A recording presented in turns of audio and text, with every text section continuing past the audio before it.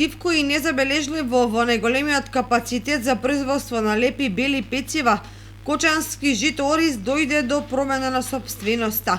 Иако за оваа информација нема официјална потврда во јавноста, сепак телевизија Кочани од добро упатени извори дознава дека досегашниот сопственик, кој инаку живее во Скопје, му ја продал пекарницата на кочански бизнисмен кој има допирни точки со пекарската дејност.